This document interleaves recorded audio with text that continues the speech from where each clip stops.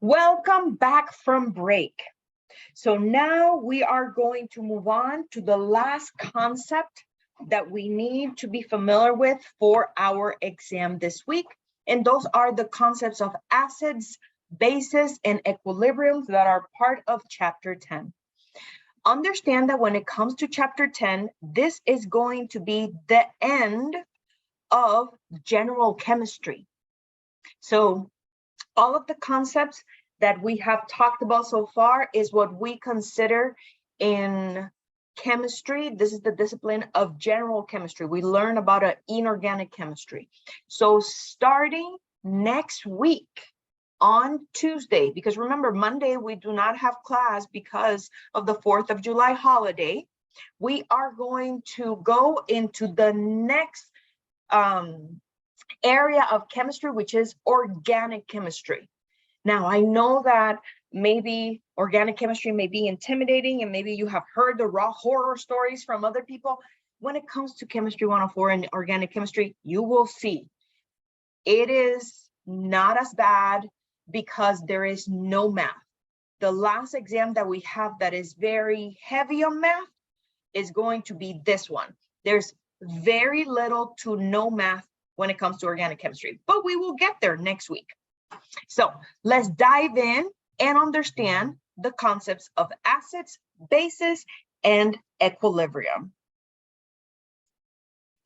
When it comes to acids and bases, understand that acids and bases have particular descriptions. Acids are going to be, in many instances, substances that taste sour.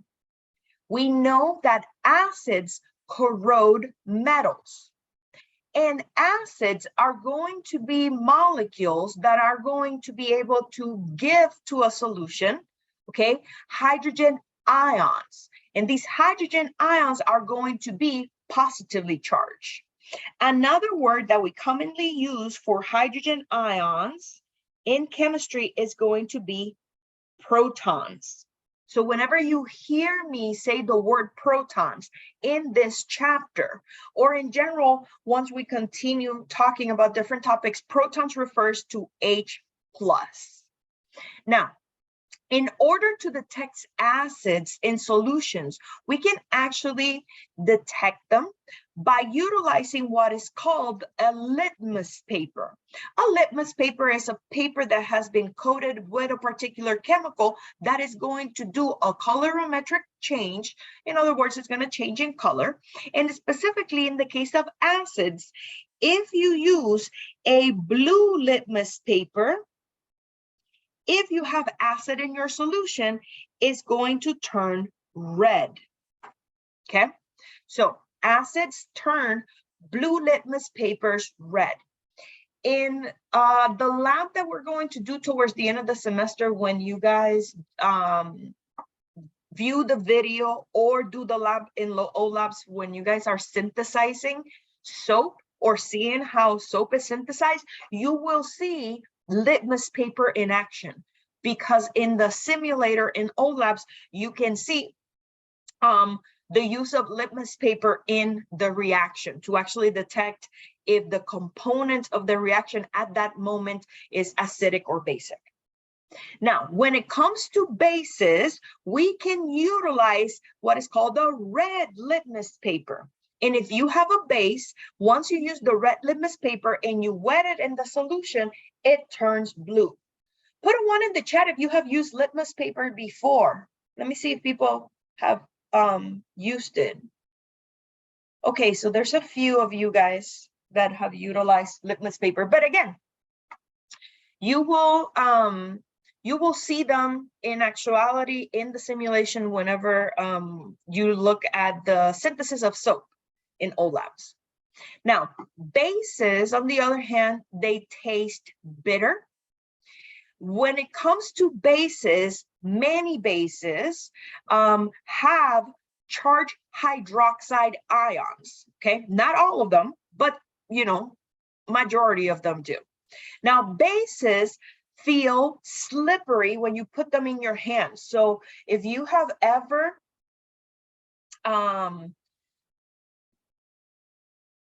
touch detergents, and like, let's say that you're doing laundry, right? And then when you touch the laundry detergent, it felt slippery.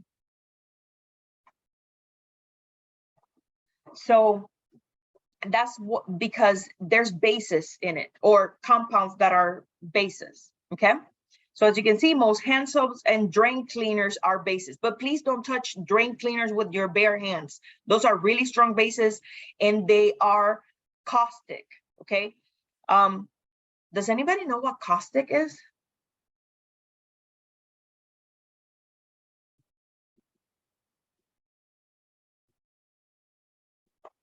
So for those of you that have never heard the word caustic, this is why you need to be careful, specifically with drain cleaners. Please don't put them in your hand.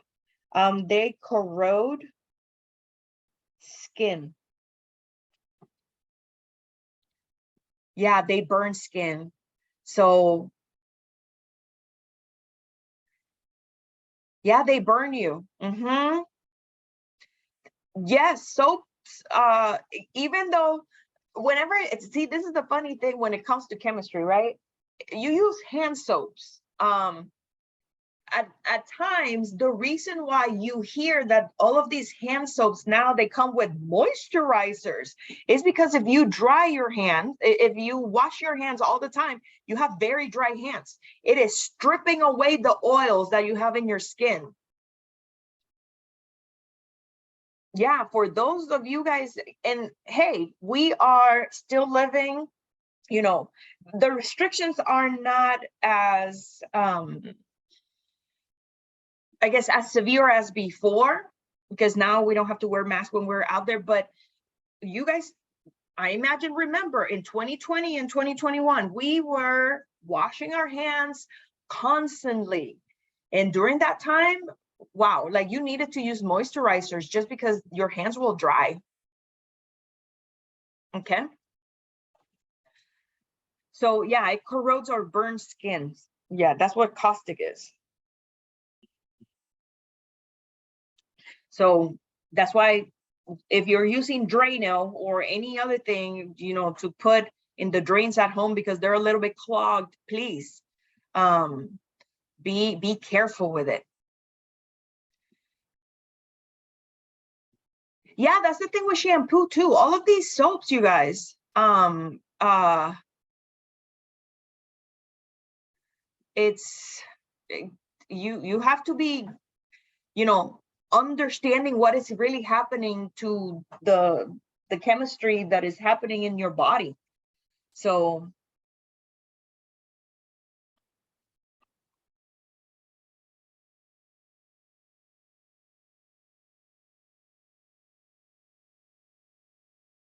oh no, yeah, the acid and the limes got you. Ooh.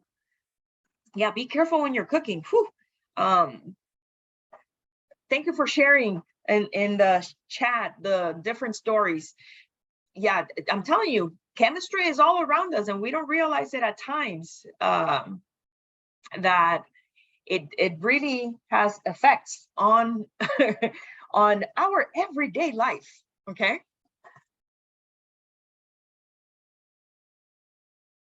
Yes, that's a good point. When you wash your face, then you have to put moisturizer. Some people say like, oh, I'm just going to wash my face and then put nothing at, like you have stripped out of your face all the good oils that you have in it, unless, you know, you want to have dry skin, but dry skin is not fun too. But yeah, be conscious about all of that.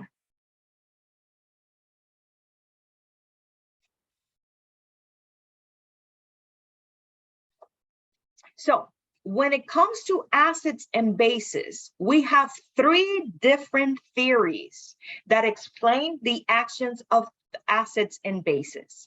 The first one is the Arrhenius theory. Based on Arrhenius, acids are substances that contain hydrogen, okay? And Arrhenius theory is specifically refers to in aqueous solution. So these acids that contain H plus, okay, are going to be producing that H plus in an aqueous solution. So when you put them in water. Again, according to Arrhenius, bases are going to be substances that contain hydroxyl groups, or they actually show OH groups, again, in aqueous solutions. Now, the Arrhenius definition, when it was first proposed, it didn't, encapsulate all of the different compounds that were out there, okay?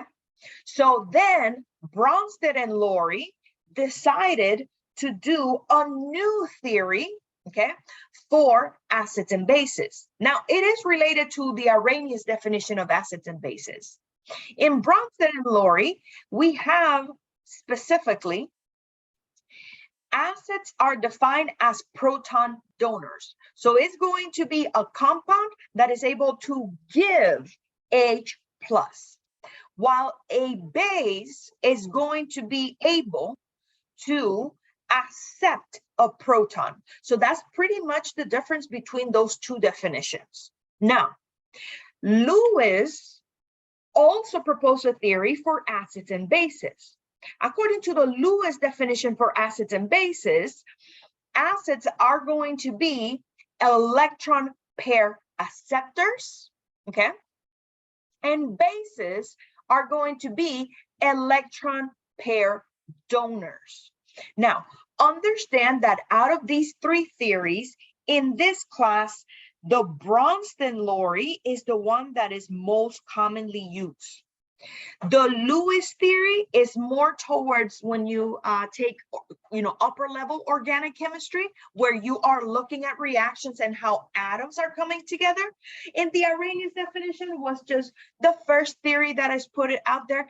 It was pretty good, but Brønsted-Lowry explains most of the cases when it comes to the majority of the compounds that we are going to be exploring in this chapter. So understand that out of three, the one that we're going to focus is the Brønsted-Lowry definition. Now, when it comes to acids or bases, the acids and bases have different strengths, okay? And in table 10.3, we have common, strong, and weak acids. And then I have a little illustration that explains the strong bases, okay? So from table 10.3, you guys, you need to know what are the strong acids.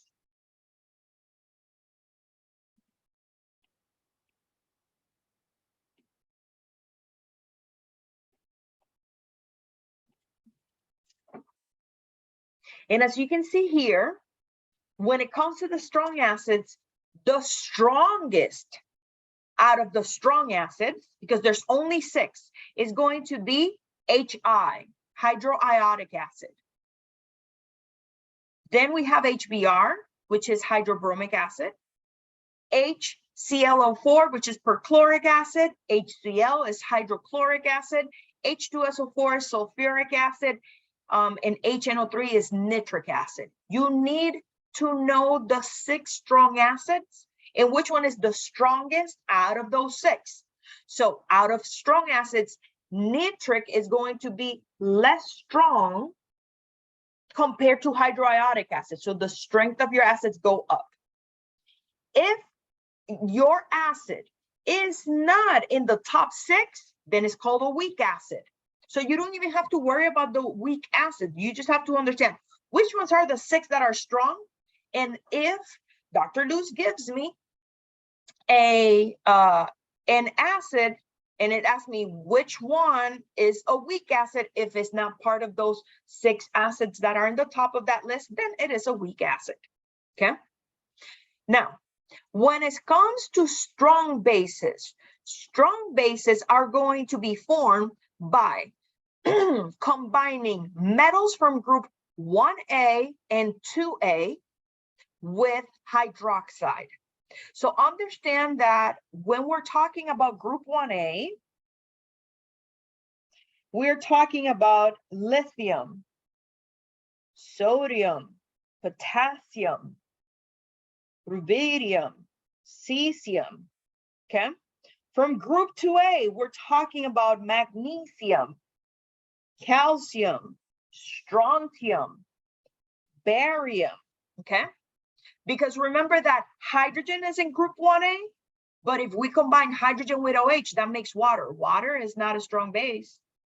And when it comes to beryllium hydroxide, to be honest with you guys, I have never worked with beryllium hydroxide. So right now, I know magnesium hydroxide is a strong base. I don't know what is the strength of beryllium hydroxide, to be honest with you guys, especially because the chemistry of beryllium is a little bit different compared to other members of group 2A.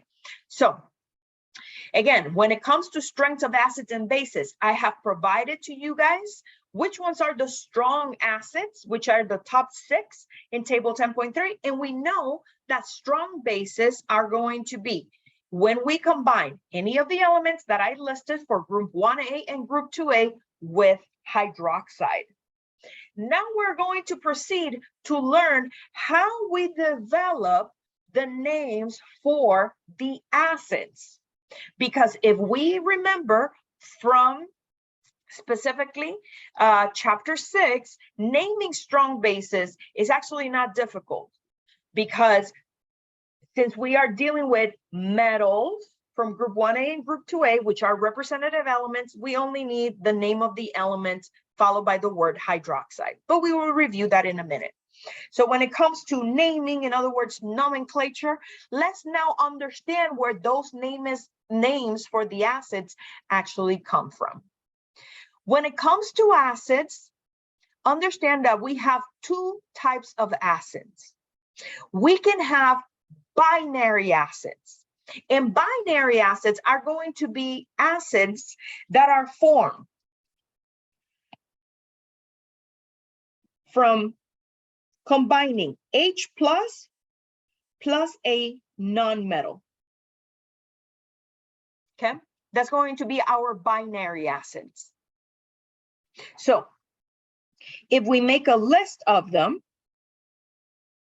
I'm just going to put H plus here. And I'm going to put here my nonmetals. And now the chemical formula for my acid.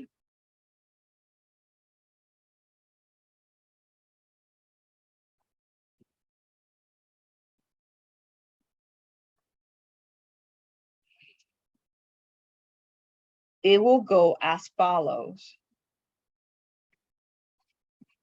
So starting from nitrogen,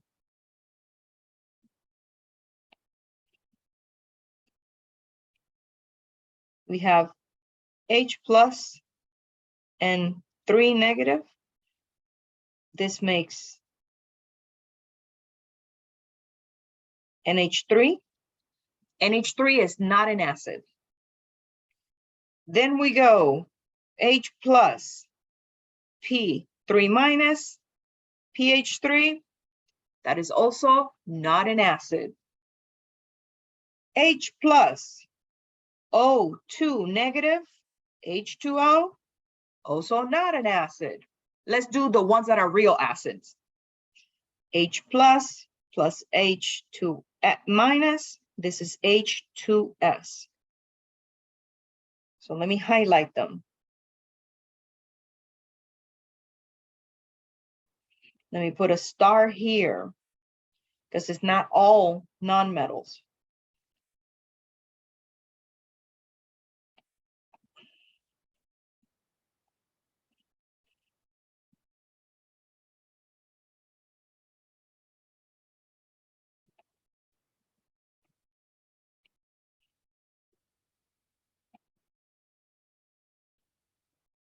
H plus,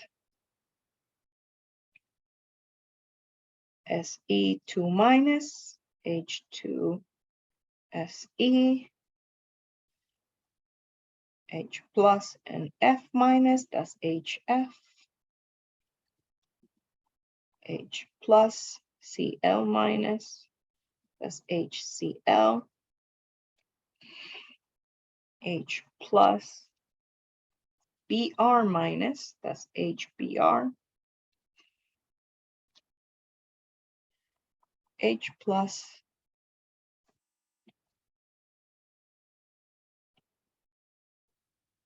I minus HI. So out of this whole crew, you guys, the only nonmetals that will make a binary acid is going to be sulfur, selenium, fluorine, chlorine, bromine, and iodine. Okay? Go ahead, Gina. Question.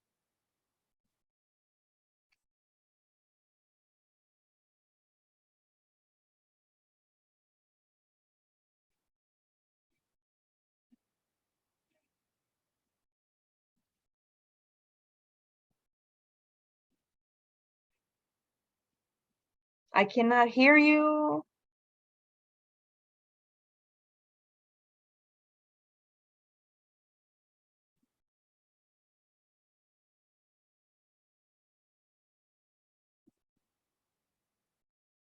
No.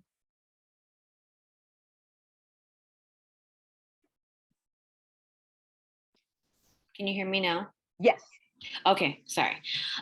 So for the first two chemical formulas that you created for acids, so I think that's where sometimes I get incorrect. So H plus N nitrogen, obviously the charge. Why did you place the nitrogen before the hydrogen? Because when it comes to writing, all of these are covalent compounds, right? But Right. it is known that when we're writing these in terms of their chemical formulas, the electronegative atom comes first. We never addressed that when we learned it in chapter 6, because in this course, you guys only learn going from name to chemical formula, and the name tells you the atom that comes first. Yes. So so now that we're in acids and bases, this is this table that you've given us, we're gonna use for our exam, right? Yes, so that's why I'm not making you guys struggle and thinking of how to come up with these chemical formulas. That's why I'm, creating tables that are going to help you in the process, specifically for the binary acids, because when it comes to the oxy acids, they are going to be a larger number of acids, but I will show you how to identify them. But at least for the binary acids, I give them to you. Okay, thank you. I just wanted to make sure because I was like, isn't it the cation that goes for, which is the negatively charged and the positively charged that comes first? I just wanted to make sure I was thinking that correctly. Yeah, no problem. Remember that these are covalent compounds. So that's why technically I'm showing you how they're built, but these molecules, the chemical formulas that I'm illustrating to you are for covalent compounds, because these acids are going to be covalent compounds. Okay, got it. I just wanted to make sure I got it. Okay, thank you. No problem. So again, your binary acids are the bottom 6 that I highlighted in green, okay? The first 3 that I put here is because I want to specify that is not all nonmetals that will make an acid, okay? The first 2 are actually weak bases. So let me just highlight this. So ammonia and phosphine, these guys are actually weak bases. Let me just write here a note. See list.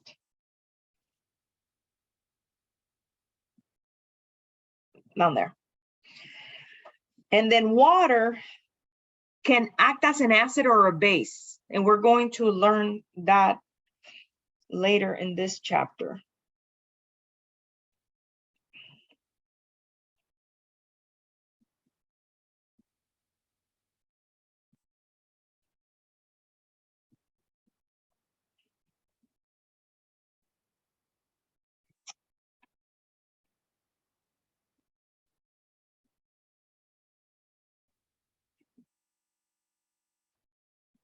okay? So how do we name these binary acids? As you can see, whenever we're naming binary acids, we're going to use the prefix hydro, okay? And then we are going to use the core of the name of our nonmetal, and then we are going to add ic acid to it.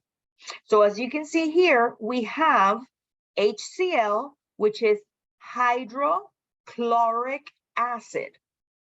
Understand that hydrochloric acid and chloric acid are not the same, because pay attention to this. Look, hydrochloric acid, HCl. Chloric acid is HClO3. So having that word hydro, okay, tells you that we're dealing with a binary acid. And we're going to practice naming in a few moments, okay? So again, H2S, just to give you guys another example, if we have H2S, we put hydro, and then the stem for sulfur is the word sulfur, and then we put ic acid. So hydrosulfuric acid is H2S. H2SE is hydroselenic acid. HF, hydrofluoric acid. HCl we have there. HBr, hydrobromic acid. HI, hydroiodic acid. You guys can see their names, or for some of them down here. Let me just highlight it. Look, hydrofluoric acid, HF. So out of all our binary acid, hydrofluoric acid is there. But we're going to practice naming acids in a few moments. Now, when it comes to oxyacids are going to have H plus combining with a polyatomic ion. Remember, we are making covalent compounds. This is just teaching you guys how to build, okay, the chemical formulas for these. Now, when it comes to a polyatomic ions, the majority of the polyatomic ions end in ATE or ITE, okay? So when it comes to this, if your polyatomic ion ends in ATE, you're going to replace that ATE ending with ic acid. So for example, the acid that comes from chlorate starts with an H, HClO3. And again, we build this chemical formula by saying H plus HCl3. So for acids, would start with the hydrogen. Except in the case of acetate, I will show you guys in a few moments how to do that one. But you can see that we start with an H and then we put the polyatomic ion. So for chlorate, the name is chloric acid. If your polyatomic ion ends in ITE, you're going to replace the ITE with OUS acid. So for example, the acid that comes from chlorite is H plus that chlorite. Then we take out the ite and put OS acid, okay? Now, the only polyatomic ion that does not end in OUS or ic acid, or sorry, that the only polyatomic ion that has the word hydro in it is going to be HCN. HCN is the only one that has the word hydro in it. This is hydrocyanic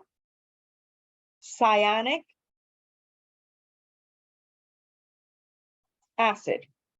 So that is just an exception to the rule.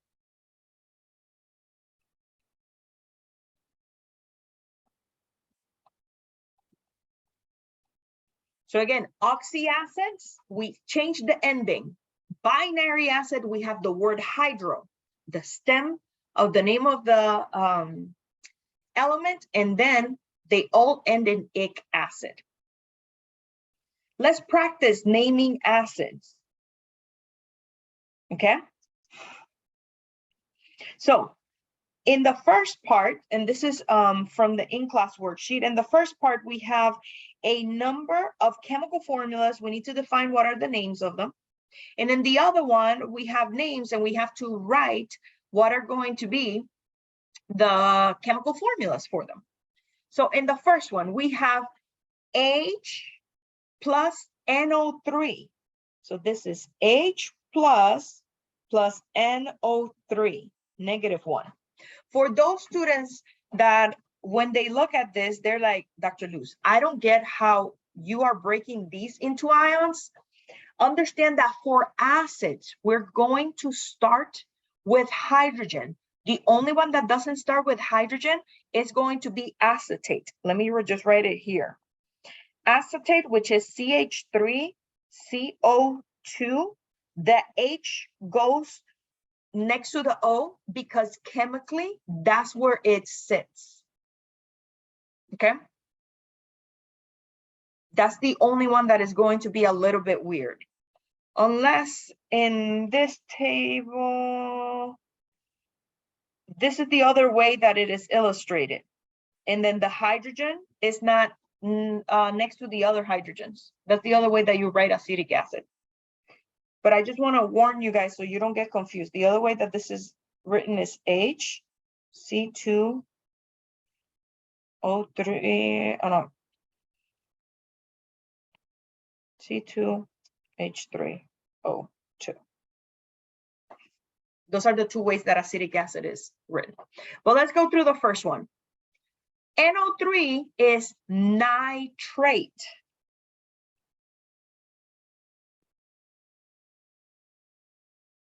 So to write the name of the acid, we're going to take out the 8. We're going to put ic acid, and that's why the name is nitric acid. Okay. Then we have HCl. HCl is a binary acid. Remember, binary, 2. The prefix bi is going to mean 2. So you're going to have an H plus and a non-metal. H plus and Cl minus. This is my this is my binary.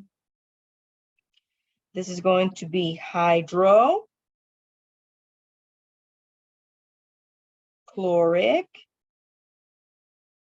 acid. H plus Cl2 -1. That is chloride. So this is going to be chlorous acid. Number 4, H plus PO4 -3. What is the name of that polyatomic ion? PO4 -3.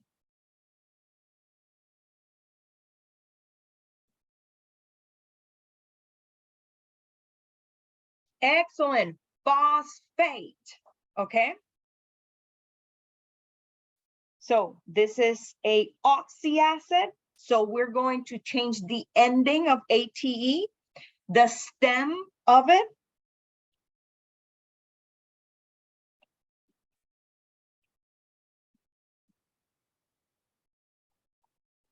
This is phosphoric acid. Okay. The phosphates and the sulfates are the only one that are kind of weird because this is not phosphic acid.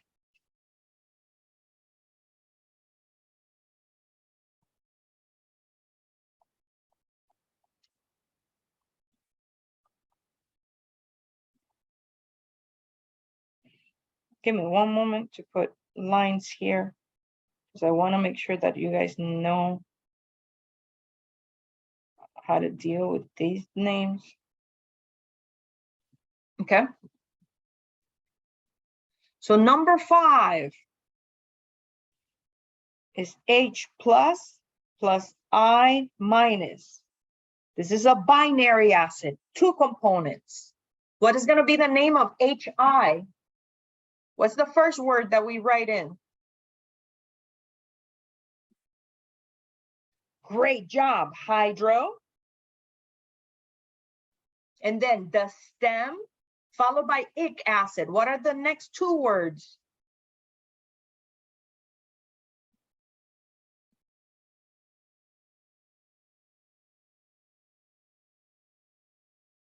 Excellent, iotic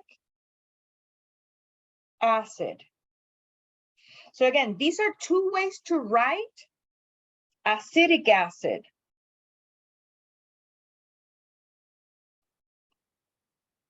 Because CH3CO2 -1 or C2H3O2 -1, they're acetate. So that's why it's acetic acid. Okay. Now, the ones that have sulfur in it, those are the ones that are a little bit weird. As I just showed you, H2S, the stem of it is sulfur, but also when we have sulfate, we have to change the stem too. Okay. So H2SO4, which comes from H plus combining with SO4 -2, which is sulfate.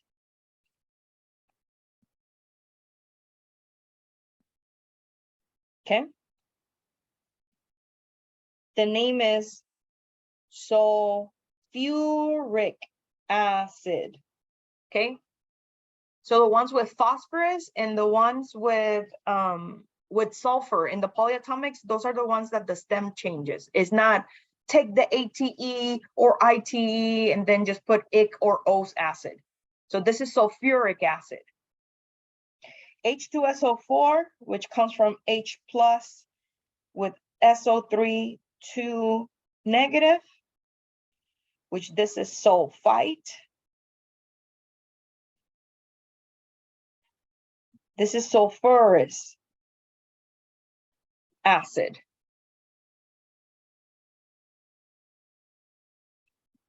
Any questions going from chemical formula to name? Professor. Yes, go ahead, Gina. So in questions 3, 4, 7, and 8, you omit hydrogen, the hydro, like the H plus. Why did you omit the hydros in those questions? So when we look at the list of compounds that we have here, only number 2 and number 5 are binary acids. And binary acids are the only ones that have the word hydro. Oh, okay. Sorry. I always like to look at the table. When you give us a table, it's hard for me to go back and forth. But when we look at the table, I get it now. I'm sorry. I didn't. No, don't apologize. Again, like pasting all of this in one slide is hard just because of the markings that I do. But just make sure that you know, if you rewatch the videos also, because I'm going back and forth, you will be able to see both things. So don't worry about it. Ask the questions that you need. Okay, thank you.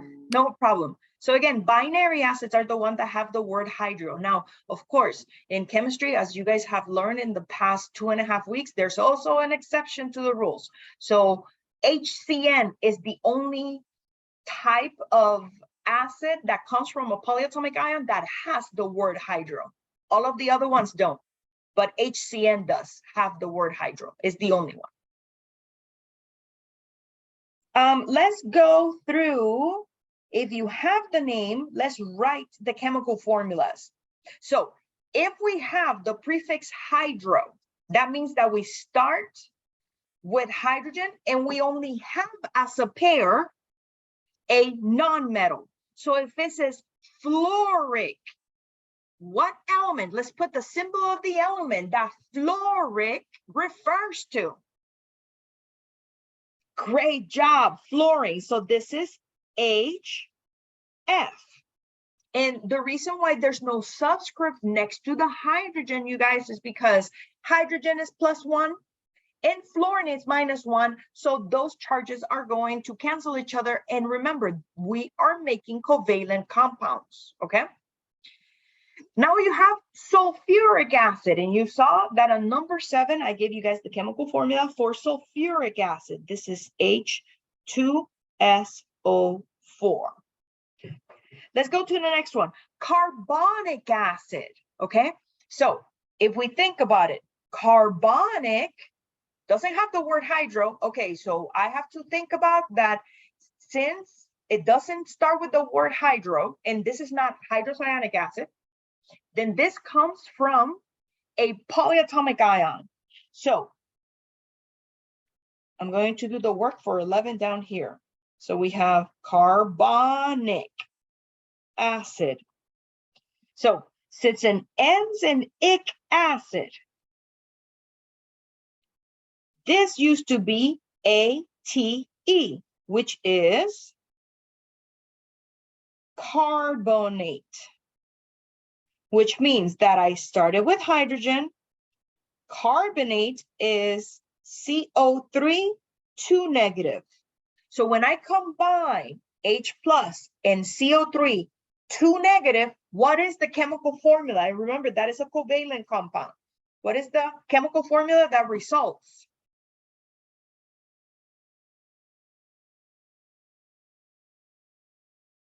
Excellent job. H2CO3. We had hydrobromic acid. We have the word hydro. We have 2 elements. H followed by a nonmetal. Bromic refers to what element? Let's put the symbol in the chat. Excellent job. That's bromine. So it's HBr. Now we have hypochlorous acid. Let's do number 13 down here. So here we have hypochlorous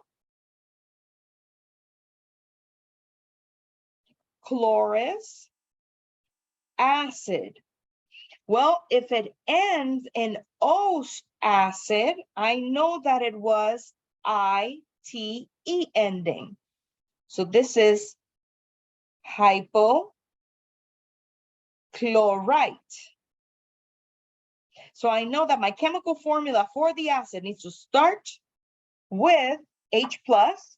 Hypochlorite is going to be ClO -1. So when I combine those 2 things, what is the chemical formula for the acid that is called hypochlorous acid? Excellent job. HClO.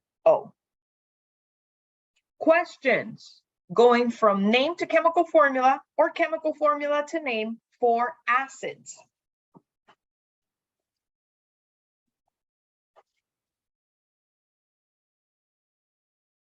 Then let's move on to the bases.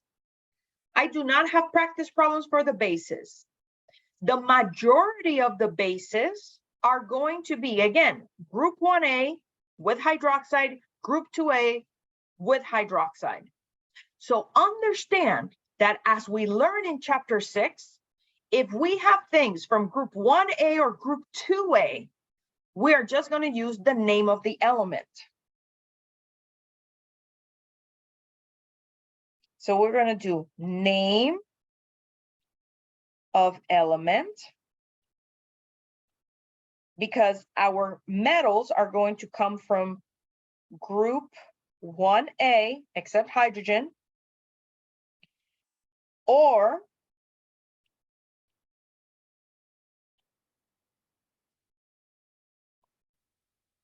group 2A plus the word hydroxide. Because as you can see here, they're going to be paired with OH. There's only 2 bases that are weak bases that are not here, but I introduced them a few moments ago. PH3 and NH3. They are weak bases. But as part of the names that you guys need to know for exam number 2, you should know that pH 3 name is going to be phosphine. That is going to be in the 3rd table for the common names for molecular compounds. The other one that we have is ammonia.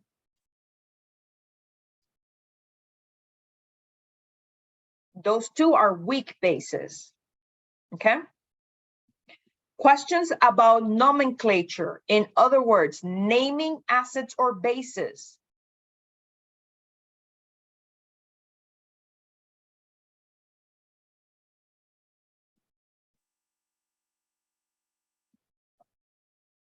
Then let's move on to talk about reactions of acids and bases. As you can see, there are 3 main reactions that you guys need to be familiar with for acids and bases. The first one is just showing how acids are going to react with metals. Metals like potassium, sodium, calcium, magnesium, aluminum, zinc, iron, tin.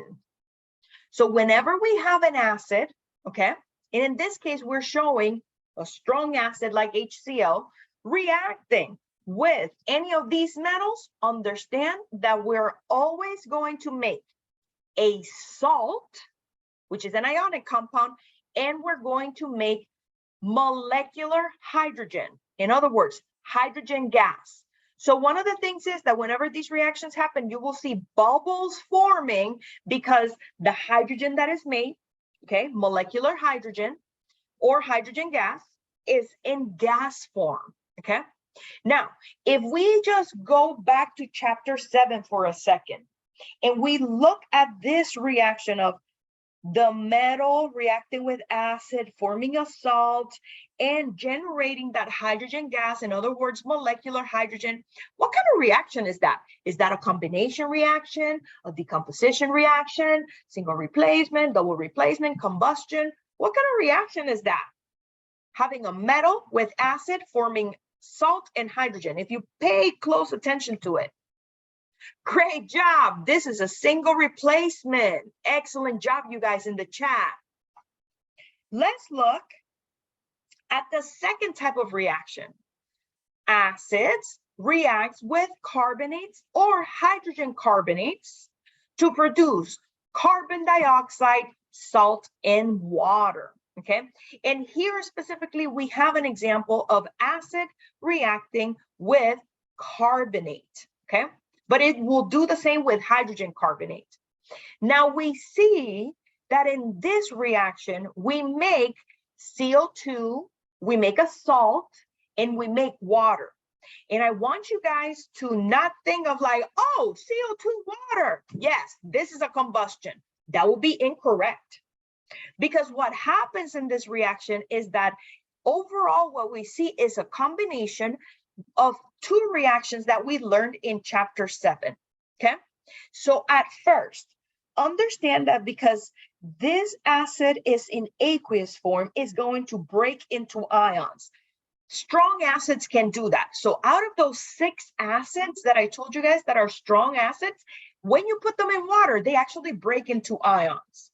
So HCl, even though it's a covalent compound, it will break into ions and it will form H plus and Cl minus.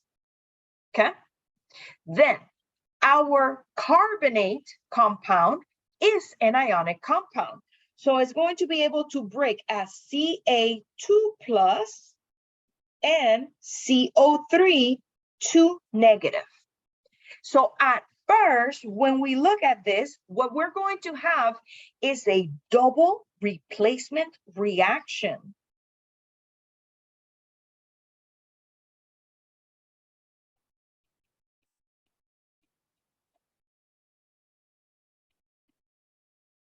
Where we're going to see H combining with CO3 2 negative. And it's going to make H2CO3. Then the calcium combines with the Cl minus.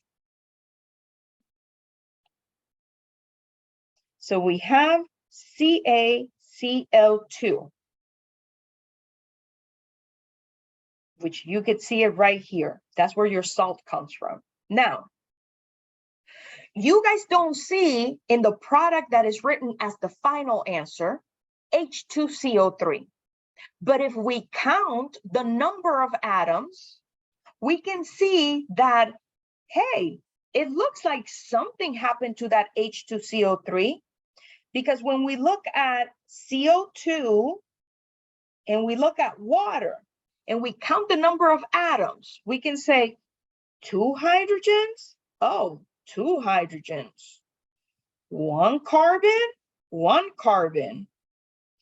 There's 3 oxygens here, 2 oxygens plus 1 oxygen. Oh, wait, that H2CO3 turned into CO2 and water. So if we have H2CO3, a single compound, turning into 2 compounds, what kind of reaction happened after the double replacement? What kind of reaction happened after the double replacement? If we have one thing turning into multiple things, we have a specific reaction named for excellent job. So here we have a decomposition. Let me just put it here.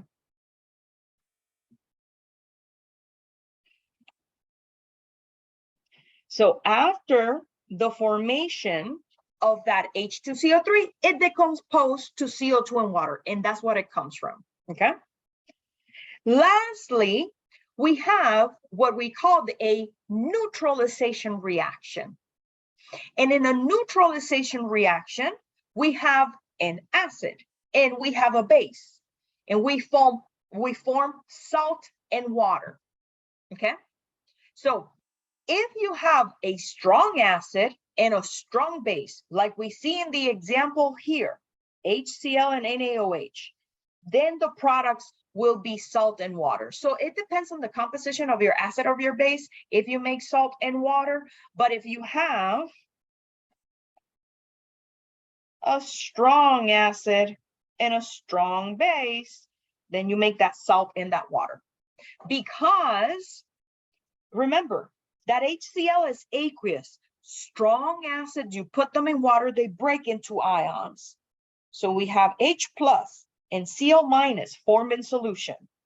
NaOH is an ionic compound that is soluble in water, so it's going to break into ions, into Na plus and OH minus, okay? So to create the products, we're going to have an exchange of ions. This plus is going to be with this minus. That's where the water comes from. This Na plus with this Cl minus is where the salt comes from. So in a reaction, when we exchange partners, what kind of reaction is that?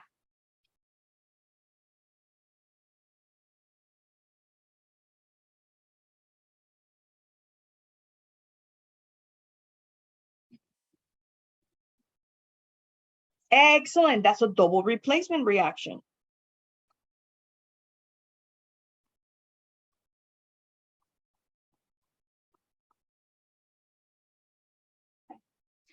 Any questions on the reactions that acids and bases can undergo?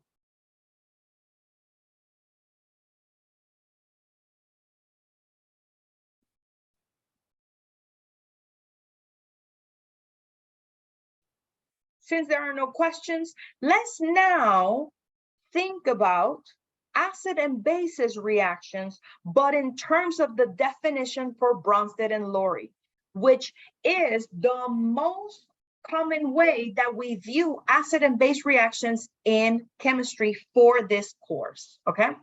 So according to Brønsted-Lowry definition, an acid is going to donate a proton. So it's going to give away an H plus. A base is going to accept that proton. Now, when it comes to Brønsted-Lowry acids and bases, okay, we label the reactants acid or base based on the exchange of protons.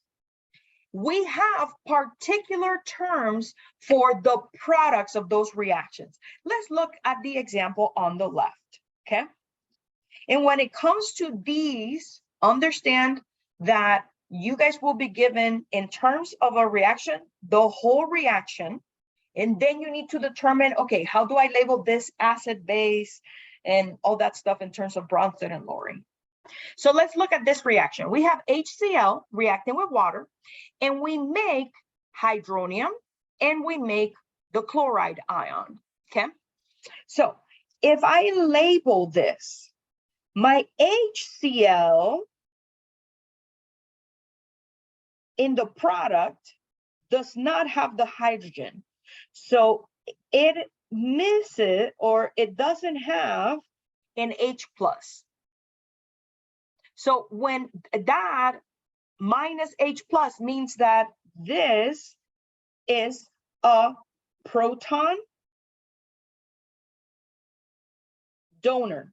How do I know that it is a proton donor? Because when you look at the product, okay, that chemical formula is going to be missing a hydrogen, okay?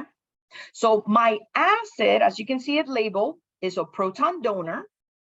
So it made Cl minus.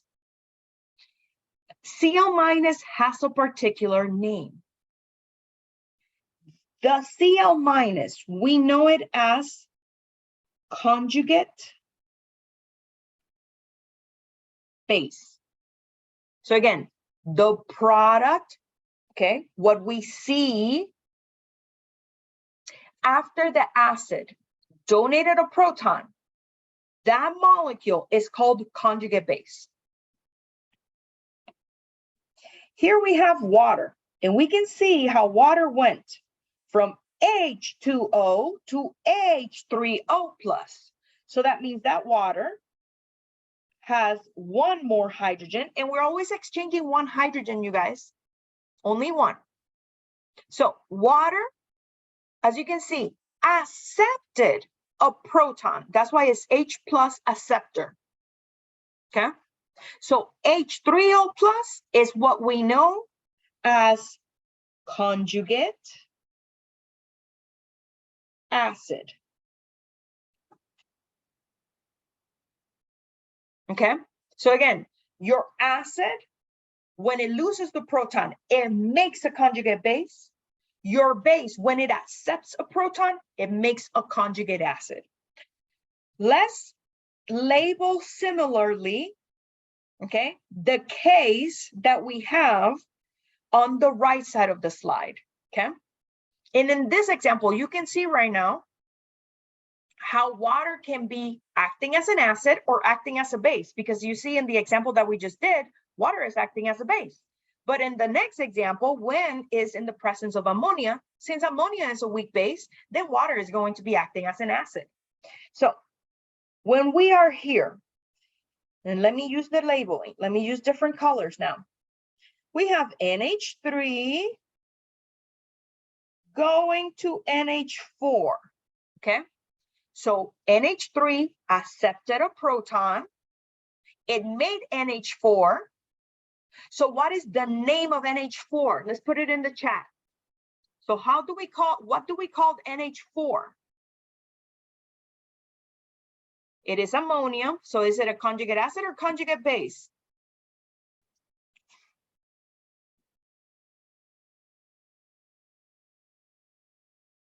I agree with Francisco.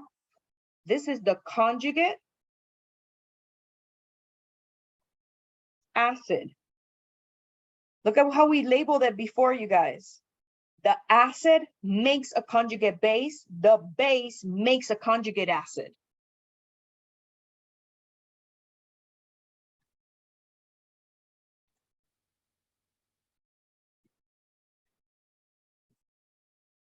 Okay. Professor, say that again. The what? So if we pay close attention to how we label it here, look at where the acid is going. Acid, look at the arrow, makes a conjugate base because it lost a proton. The base makes a conjugate acid because it added a proton to its system. So I know that at times these are going to be like confusing terms. It's like, okay, wait, Dr. Luz, so why is it that the base is making an acid, but then the acid is making a base? Think about it this way. If we started with hydronium and chloride, meaning with the products, going back to the reactants, okay? Then the conjugate base will accept a proton from the conjugate acid and make the reactants. So that's why we call it conjugate. Is because if this reaction was going to go backwards, they will be acting as either acids or bases. But in this case, this reaction is only going forward. So again, acids, when they lose a proton, they make a conjugate base. Bases, when they accept the proton, now they become conjugate acids. So ammonia is a base. NH4 plus, it's conjugate acid.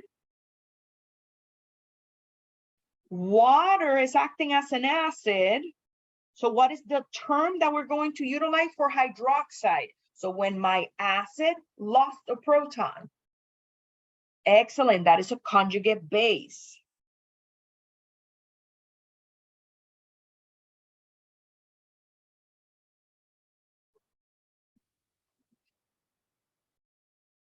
Okay, so when it comes to these, and we're going to practice now, how do we determine these molecules, okay? Remember, in the reactants, we have acids and bases, but in the products, we're going to label them conjugate acids, conjugate bases, okay? So let's practice. Let's start by knowing how to draw the formulas or writing the formulas for the conjugate bases, if I tell you that these are acids, or if I tell you these are bases, let's write the chemical formulas for their conjugate acids. So let's start by dealing with the conjugate bases, okay? So in part B of the in-class worksheet, it says, give the conjugate base for each of the following Brønsted-Lowry acids. So we are assuming that all of these compounds 1 through 4 on part B are going to be behaving as acids. So let's put it in the chat. If something is behaving as an acid, is it going to donate a proton or accept a proton? If you're behaving as an acid, are you going to donate or accept? Excellent, donate. Remember, acids give protons. If you're an acid, you donate protons. So that means that when we are transitioning from these chemical formulas to drawing its conjugate bases, each of them is going to have 1 less H. Okay, so it's negative H plus. So since we're losing an H plus, understand that that has effects on the formal charge for my compound. Okay, and I'm going to write the rules in the right. So what happens in terms of formal charge? Formal charge, it is something that we don't explain in this class in detail. So that's why I'm going to give you guys the rules specifically. Okay, so if we have acids and we have transitions of formal charge, if my molecule overall is neutral, meaning it has 0 charge, when it loses a proton, the molecule or the atom that I write is going to have a -1 as a formal charge. So if you look at number 1, when HI loses that H, we're going to write iodine, and this is -1. Okay. So for number 3, what's going to be the chemical formula for H2CO3? Again, we're losing only 1 hydrogen. What's going to be the chemical formula? Great. HCO3. And again, it is neutral. There's no charge in the corner. So what is going to be the charge?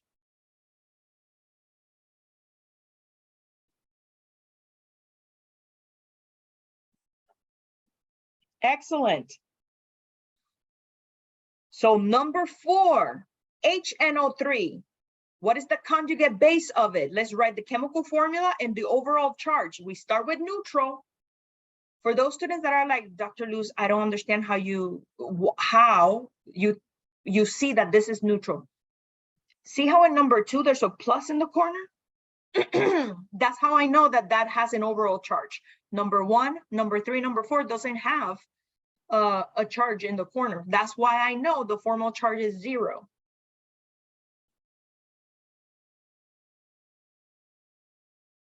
So for HNO3, what's going to be its conjugate base? Again, we're going to write the chemical formula without the hydrogen and then put the formal charge for it. So what is going to be the answer for number 4? What is the conjugate base of HNO3? Great job, you guys. You're getting the hang of it. NO3 -1. Okay. Any questions if you start with a molecule that has 0 formal charge? So when we have a molecule, so it's always going to lose a hydrogen and then form a negative charge. Yes. If it has a 0 charge to begin with. If it has a 0 charge. So again, let me just write one here. Let's say that we have H3PO3. What is the conjugate base for H3PO3? Let's put it in the chat. We lose 1 hydrogen.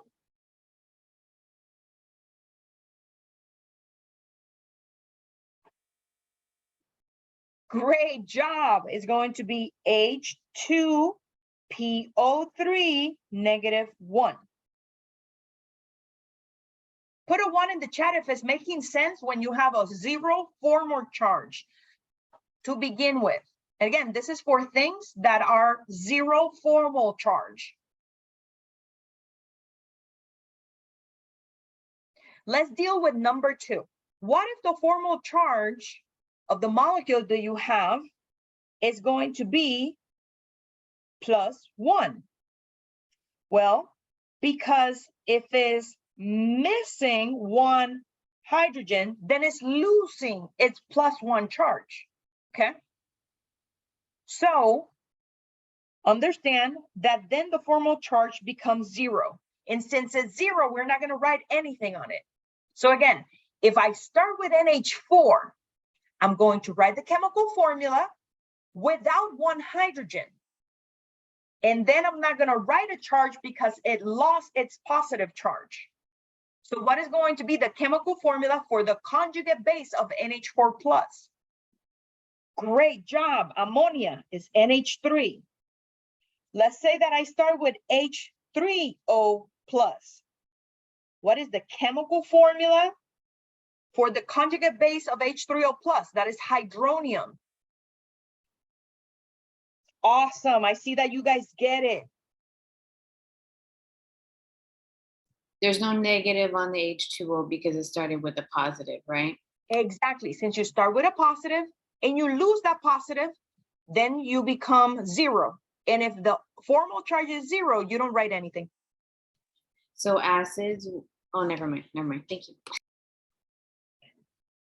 Now, what about if we have, for example, I'm going to take forward HCO3 because HCO3 has a hydrogen. And in order to write the conjugate base of something, you need to start with something that has a hydrogen, okay? So what if my molecule starts at -1? And then it loses a hydrogen, okay? Since it's -1, great job in the chat. Exactly, we become -2. So this, you lose the hydrogen, is CO3, and then it becomes -2, okay? Let's do H2PO3 -1. What's going to be the chemical formula of the conjugate base of H2PO3 -1? Great job, you guys. You got this. Is it -2 because you started with a -1, Exactly. but you still lose a hydrogen? You always lose a hydrogen. So when you're transitioning from this molecule is an acid, draw or write in the chemical formula for the conjugate base. You always lose a hydrogen. Always, always, always. Questions on if I give you a Brønsted-Lowry acid, can we write the conjugate base for it?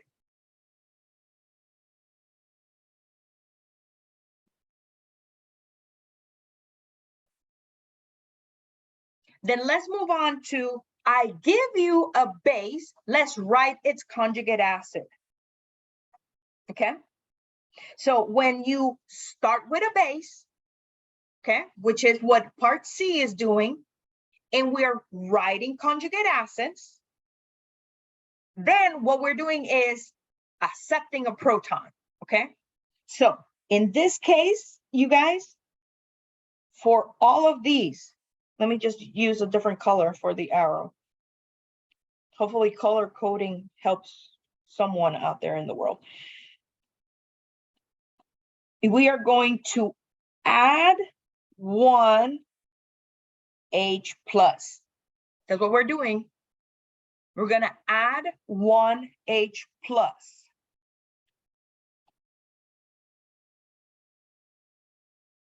Okay?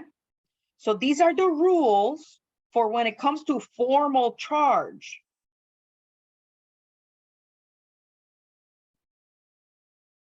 Okay? In terms of your formal charge, if you start at -1, when you add that H plus, your chemical formula will start with a hydrogen, and then you're going to put the other atoms, but your formal charge is going to be 0.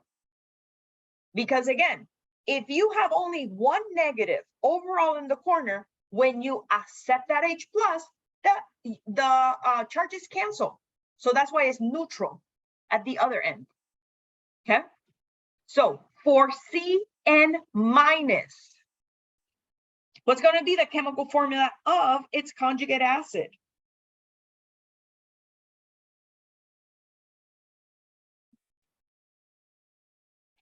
You guys are getting the hang of it. I'm so proud. Excellent. Let's deal with H3COO minus. This is acidic acid. Remember that the hydrogen is going to go next to the oxygen, only for acidic acid. So if we start at -1, what's going to be the chemical formula? Remember that the hydrogen goes next to the oxygen, so we're not going to do CH4. For this, we're going to do CH3COOH.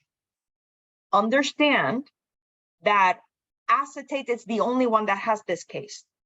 I'm showing you the exceptions. So only acetate does this.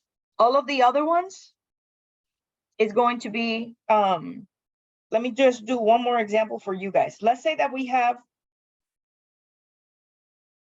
OH minus. Let's say that we have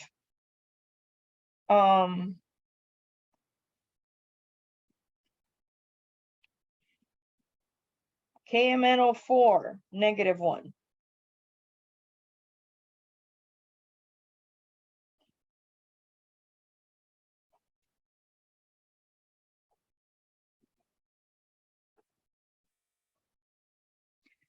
There's a question in the chat. Is the formal charge the charge of the overall molecule? That is correct.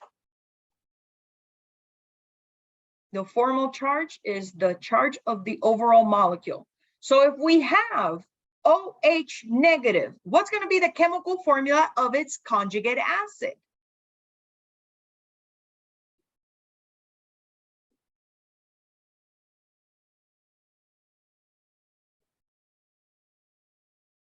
Great job, H2O. Let me warn you something, because I know it happens in exams. Be careful when you're typing water. I know that to your eyes, it looks the same. Putting H2, and let me put a 0. Canvas is going to be like, a 0 is not a capital O. And indeed, a 0 is not a capital O. So when you're entering water, make sure that you do capital H and then the 2 and then capital O.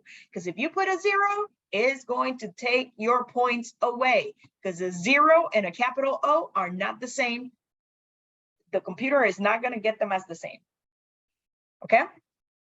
If we have, oh, why do I keep on putting KMNO4?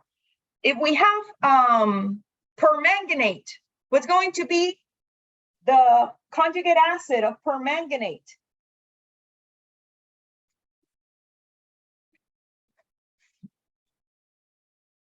So permanganate is -1. What is the chemical formula of its conjugate acid?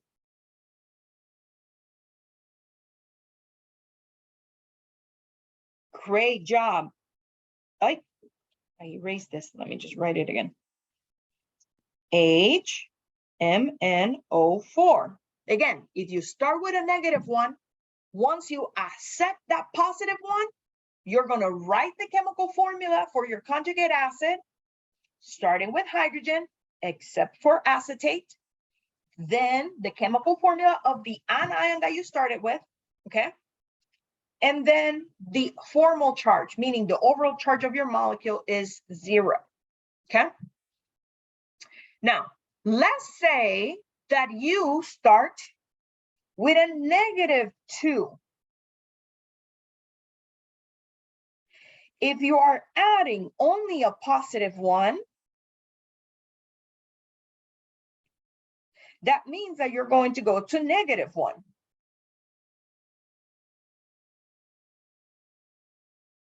So if we look at number 2, what is the chemical formula and formal charge of the conjugate acid for that base?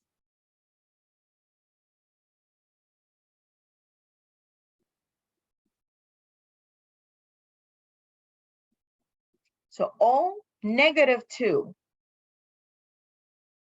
What's going to be the conjugate acid for that base? HO minus, OH minus, yes. Hydroxide.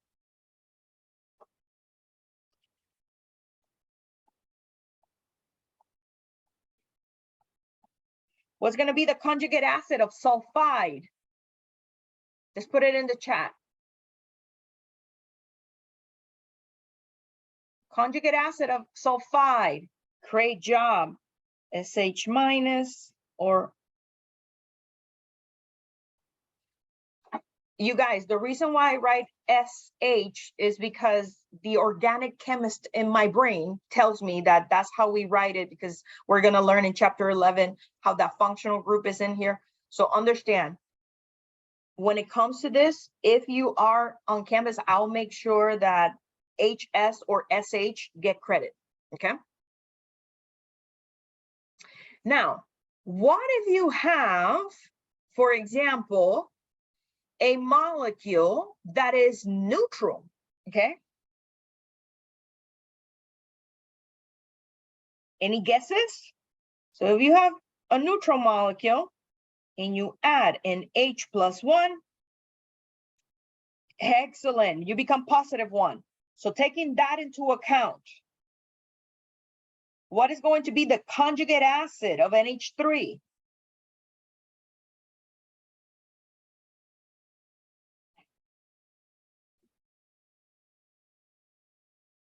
NH4 plus. Let's say that we don't have it here. We have water. What is the conjugate acid of water?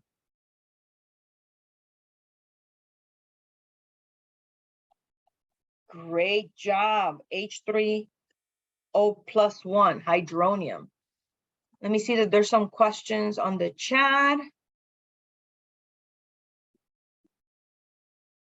If you write SH, does the negative have to be by the S? To be honest with you guys, the answer is yes. It's just that, again, my organic chemistry brain, out of hydrogen and sulfur is more electronegative. And I know in my years of training that I know that sulfur is going to be holding those electrons. So that's why you see me putting the negative charge next to sulfur. So it comes from the training. When it comes to these problems in the exam, as you guys see, I don't know if it's in the chapter quiz, but for sure in the extra credit for the exam, which I encourage you guys to do it before the exam. This question for writing the conjugate acid or writing the conjugate base of something, you have to first write the chemical formula, and next to it in a different box, you need to put -1 or +1 or -2 or +2 or 0. So I separate them. So students are not confused of like, okay, where do I put the overall charge or my formal charge? So make sure that you check the format for that question. I think it is, I know it is in the extra credit because I want you guys to be familiar with that format before the exam, but I don't think it is in the chapter quiz. So if you want to check out the format for that question.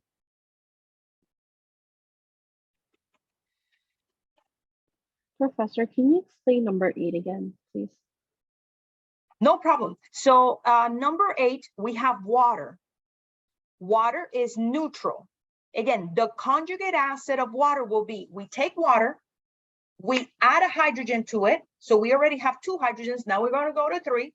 And because it was neutral when we started with, the formal charge after the addition of that extra proton is going to be overall +1.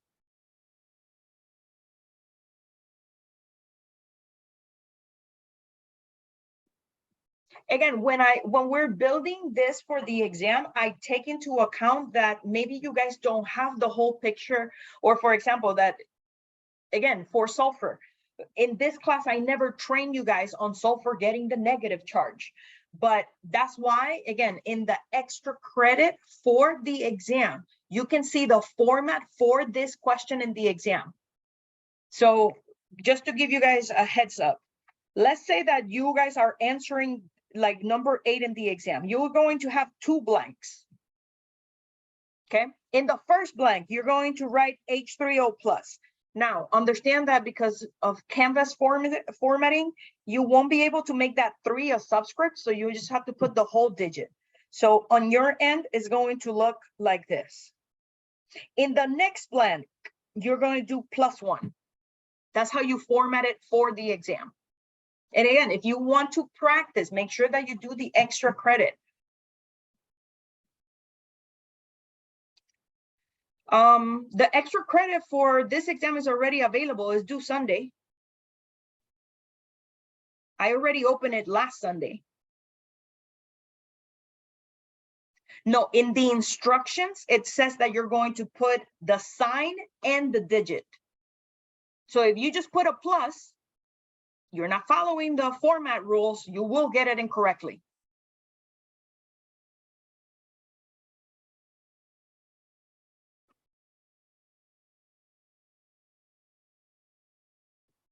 Lab 5 quiz should be available. I can check after I finish in a few moments. But Lab 5 and Lab 6 supposed to be available. I already put that available on Monday.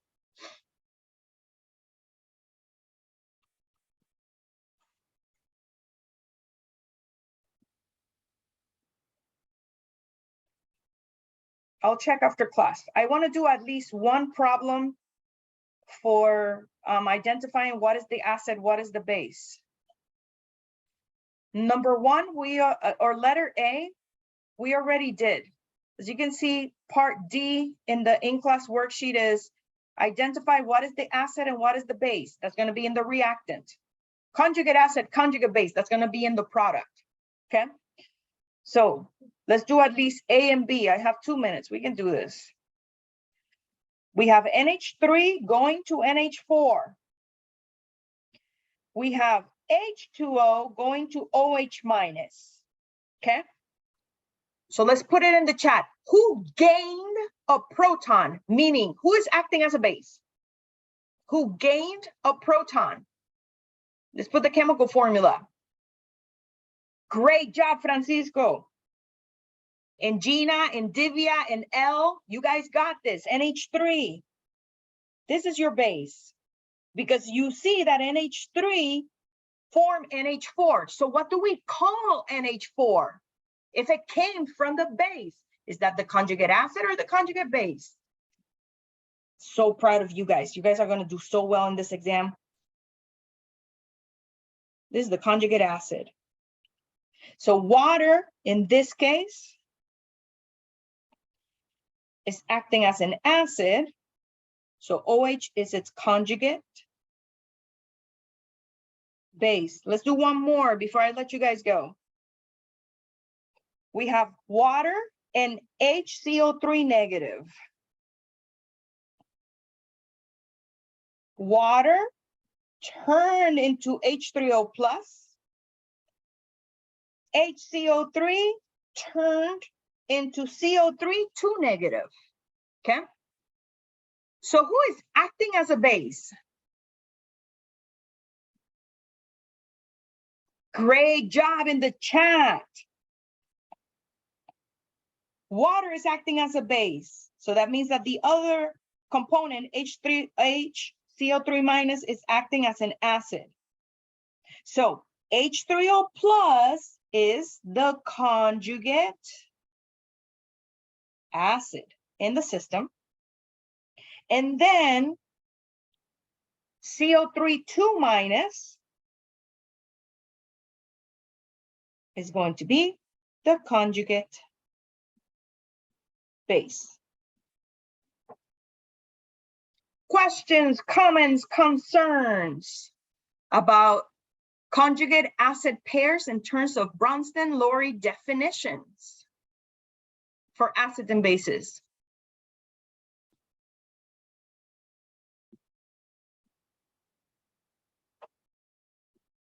Well, this is all for today.